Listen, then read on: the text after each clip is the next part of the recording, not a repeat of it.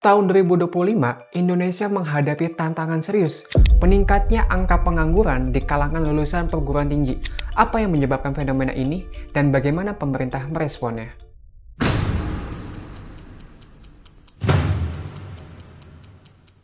Menurut data Badan Pusat Statistik atau yang disingkat dengan BPS per Agustus tahun 2024, terdapat 842.378 lulusan perguruan tinggi yang masih menganggur. Mencakup dari 11,28% dari total pengangguran di Indonesia, atau bisa dibilang jumlah pengangguran terbuka di Indonesia mencapai 7 juta jiwa, dengan sekitar 60% diantaranya merupakan lulusan perguruan tinggi.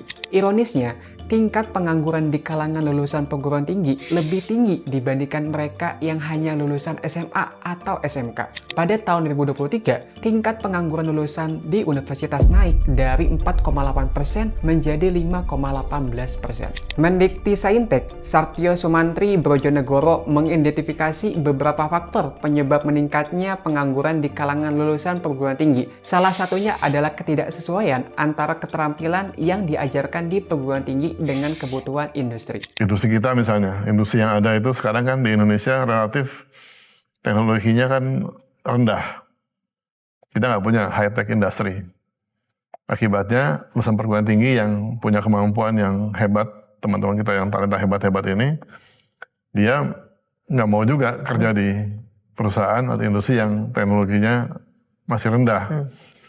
Dan juga masalahnya teman-teman industri yang merekrut pegawai, dia juga tidak mau merekrut sarjana yang hebat karena dia mau kalau bisa rekrut SMK aja dah, kan lebih murah bayarnya itu. Jadi ini dilematis. Banyak lulusan memiliki pemahaman teoritis yang kuat, namun kurang terampil secara praktis hingga tidak siap menghadapi tuntutan dunia kerja. Meningkatnya pengangguran di kalangan lulusan perguruan tinggi tidak hanya berdampak pada individu, tetapi juga pada perekonomian nasional. Potensi sumber daya manusia yang tidak termanfaatkan optimal dapat menghambat pertumbuhan ekonomi dan kesejahteraan masyarakat. Menanggapi situasi ini, Mendikti-Saintek menekankan perlunya reformasi dalam sistem pendidikan tinggi, termasuk penyesuaian kurikulum agar lebih relevan dengan kebutuhan industri dan peningkatan keterampilan praktis bagi mahasiswa. Beberapa perguruan tinggi telah mulai mengintegrasikan program magang dan pelatihan keterampilan digital untuk meningkatkan daya saing lulusan di pasar kerja. Insya Allah perbedaannya adalah kami menangani perguruan tinggi tersebut, kita dorong supaya mampu untuk mendorong pertumbuhan industri Indonesia. Jadi kita dorong. Caranya gimana tuh, Prof? Apakah perlu ada insentif? Biasanya kan yang dikaitkan itu harus selalu ada insentif supaya mereka bisa melakukan begitu banyak riset. Tadi belanja masalah ternyata juga diperlukan biaya untuk belanja masalah. Apakah itu yang akan menjadi caranya? Kalau insentif untuk riset kita akan terus tingkatkan, itu pasti.